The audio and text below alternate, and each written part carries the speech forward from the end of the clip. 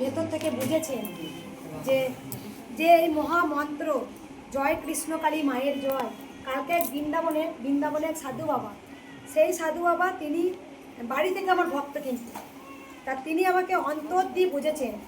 তা সেই বৃন্দাবনের সাধু বাবা তিনি হরিনাম বিলায়, তিনি অনেক জায়গায় হরিনাম করতে যান।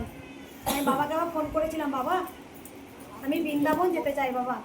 তা বাবা আমাকে বলেছিল, মা রে তোর এখন অনেক কাজ বাকি রয়েছে, তোর হাত দিয়ে মা অনেক কিছু করাবে, অনেক কিছু ভালো কর্ম করাবে, তবেই তোকে কিন্তু নেবে। তা বৃন্দাবন ঘুরতে এলে তুই ঘুরতে আয়, কিন্তু তুই যে এই মহামন্ত্র, তুই যে কৃষ্ণের প্রচার দেশ বিদেশে মানুষের চোখে তুই আলো ছড়িয়ে দিলি, তাই তুই পেরেছিস মা। তাই দেখো সবাই কিন্তু আমরা অন্ধকারে ডুবে আছি, তাই আমাদের মহামন্ত্র জয় কৃষ্ণকালী মায়ের জয়, এই মহামন্ত্র কিন্তু আমাদের বলতে শেখানো হয়েছে, বলা হয়েছে, আমরা জেনে গেছি। তাই জয় কৃষ্ণকালী মায়ের জয়।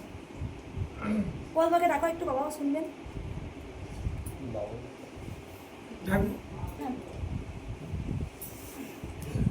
বুঝতে পেরেছেন? ভক্তিতেই চলে গেল নাকি?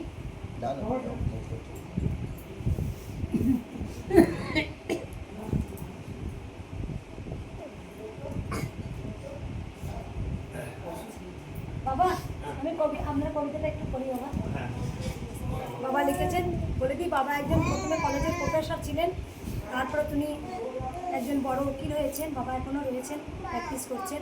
বাবার ছেলেও হাইকোর্টের উকিল। তা বাবা নিজে লিখেছেন, বাবাকে কবিতা লিখতেন, মাঝে মাঝে কবিতা লিখতেন। কবিতাটা একটু শোনাই, সবাই তো আসবে, সমস্যা কথা বলবে, চলে যাবে, কিছু তো ভগবানের কথা শুনি আমাদের মন প্রাণ ভরে যাবে। বললাম না, কালকে এক বৃন্দাবনে বাবা আমাকে বলছেন, মারে তোকে দিয়ে অনেক ভালো কর্ম করাবে হয়তো মা, তাই তোকে পৃথিবীতে পাঠিয়েছে। তাই দেখ আমরা যে হরিনাম করি, তাই আজকে ছোটো করে হয়েছে জয় কৃষ্ণকালী মায়ের জয়, সবার বদনে তুই বলাতে পেরেছিস, এটাই তো ভালো কর্ম। তুই যে করেছিস এটা আমার খুব ভালো লাগলো। আমি বলেছিলাম, বাবা কাকাই বৃন্দাবন চলে যেতে চাই। আমি বাবাকে বৃন্দাবন, বাবা এসেছিলেন, বাবা বলে, বাবা আমি কিন্তু বৃন্দাবন চলে যাবো, আমি গিরিধারীঘাট চলে যাবো। আমার তো ছেলে বলছে, মা রে তোর এখন আসা যাবে না, তোর এখন অনেক কাজ, তুই পর তারপরে তুই বৃন্দাবন আসিস। যাই হোক কবিতাটা বলি। হ্যাঁ, কী হয়েছে বেটা, কী হয়েছে? একটা সন্দেহ হতো বাচ্চাটাকে নেবে না। আমি বলি, বাবা লিখে দিয়েছেন সবাই একটু মন দিয়ে শুনবেন। মাতৃবন্দনা শ্রী প্রভাত কুমার সাহা। ডান হাতে তোর খড়গ জলে, বাঁ হাতে করে শঙ্কা হরণ, দুই নয়নে স্নেহের হাসি, ললাট নেত্রে আগুন বরণ। জয় মা কৃষ্ণকালী মায়ের জয়, মঙ্গলা মাকে দিলি মা তুই অভয়, আদেশ দিলি মা মঙ্গলাকে করিতে তোর পূজা। মঙ্গলা হইয়া ভীত বলিল, কেমনে করিব আরাধনা, নাই পূজা গৃহ না আছে শক্তি, আছে শুধু ভক্তি ভরা মন। বিশ্বাস পুষ্প জ্ঞান ধূপ আর দুটি বাতাসা, তাতেই মিটবে আমার অতি ভক্তি তোর শ্রদ্ধা। যত আসিবে ভক্তবৃন্দ তারাই জপিবে মোর নাম, জয় কৃষ্ণকালী মায়ের জয়। জপিয়া মুক্তি পাইবে এই তো মায়ের অভয়। মা দিল মঙ্গলাকে মন্ত্রপুত ত্রিশূল, যাহা ঠেকাইলে দেহে রোগ হইবে নির্মূল। কূটচক্রীদের চক্রান্তের রশি কাটিবে শ্রীকৃষ্ণের সুদর্শন। জয় কৃষ্ণকালী মায়ের নাম জপে ভাবিয়া ভরিয়া উঠিবে মন।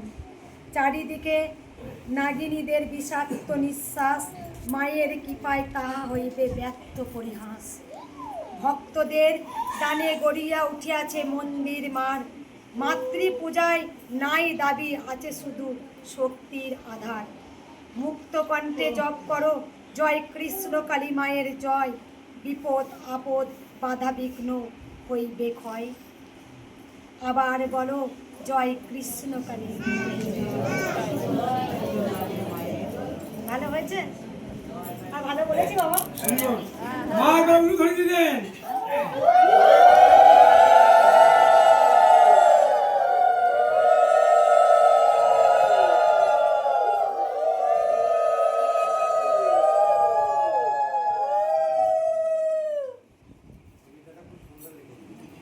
লিখেছেন, উকিল বাবা লিখেছেন, তাই কবিতাটা বাবা লিখেছেন। আমি বললাম আগে আমি ছোটোবেলায় যখন পড়াশোনা করতাম তখন কবিতা, তখন আমাদের গো অ্যাজ ইউ লাইক হতো, মানে যেমন খুশি তেমন সাজো।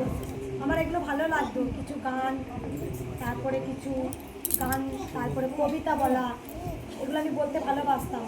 আমি ক্লাস টিচারদের কাছেও খুব ভালোবাসা পেয়েছি আমি। কিন্তু পড়াশোনা তো মোটামুটি ভালো ছিলাম, খুব খারাপ ছিলাম না। যাই হোক, এটা হয়তো পূর্ণ কিছু করে এসেছি, গোবিন্দ কচি কিছু করে এসেছি, তাই সেই গোবিন্দ আবার এসেছেন, কৃষ্ণই কালী হয়ে এসেছেন। কেন কৃষ্ণ কালী বলেন সেটা অনেকে জানেন। আর একটা কিছু কথা বলি, একটু সামান্য বলি। যেমন এখনকার যুগে অনেকের মনের মধ্যে একটা কনফিউজ হয় যে কৃষ্ণ পুজো করলে কালী পূজা করা যাবে না। আমাদের মনের মধ্যে একটা কিন্তু বোধ থাকে। অনেকে বলে এই কালী কি পুজো করবি, কৃষ্ণ পুজো কর না। হ্যাঁ, আবার অনেকে বলে কৃষ্ণ পুজো করছে, আবার কালী পুজো করা কি দরকার। কারণ আমার নিজের মেসমশাই একদিন আমাকে ফোন করে বলছেন